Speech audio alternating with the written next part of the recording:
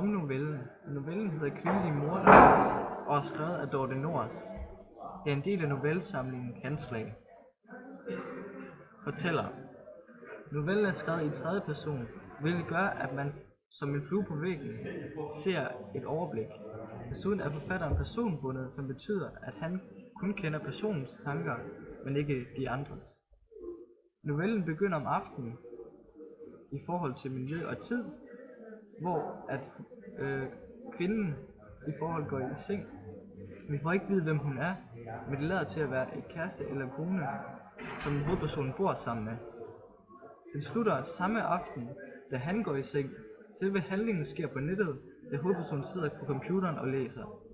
Der er ingen handling i form af bevægelse, så det er meget tankebaseret.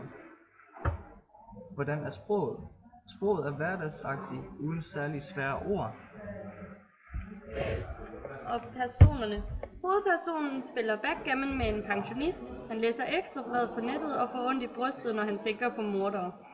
Han tager skoene af, når han går op til sin kæreste, muligvis af frygt for at vække hende. Vi føler, at der er konflikt mellem dem, da hun går i seng, mens han stadig sidder oppe på computeren.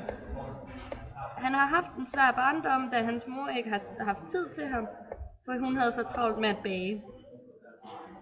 Der er to mordere, der bliver specielt fremhævet i teksten. Den ene er Eileen, som er dømt for at dræbe 5 mænd, efter at have haft sex med dem.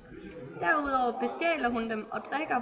Hun er anklaget for spritkørsel, overfald og besiddelse af våben.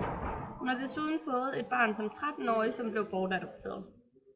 Dagmar Overby, også kaldt Englemagersken, foregav sig for at være et medium mellem adoptionsfamilier og mødre med uægte børn. Hun havde selv en datter, som så til, da hun dræbte de børn, hun fik penge for at bortadoptere. Hun blev dømt for drabet af 8 af de formodede 25 drab. Hovedpersonen er fascineret af de kvindelige mordere. Han læser videre, selvom det er ubehageligt. Han føler, at der er noget uønsket, som falder ud af hans sprække i hans bryst, når han tænker på de ting, kvinderne kunne finde på. Nogle af tingene er hugorm, leverpletter og barnelig pakket i avispapir. Han hentyder til hans tid som soldat, da han skal beskrive grunden til kvindernes opførsel. Kvinder kunne godt blive gode og effektive krigere. De kunne da blive grusomme. De skulle bare over en grænse, sagde sergeanten. Når de var over den grænse, havde de ingen problemer med mord. Hovedpersonen mener, at Dagmar og Eileen er blevet presset over den grænse af eventuelt en dårlig opvækst eller en sindsforstyrrelse.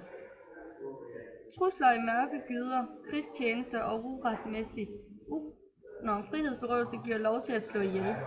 Med frihedsberøvelse mener han muligvis, at Eileen skulle bortadoptere sit barn, og Dagmar var høj af nafta, så hun var derfor sindsforstyrret.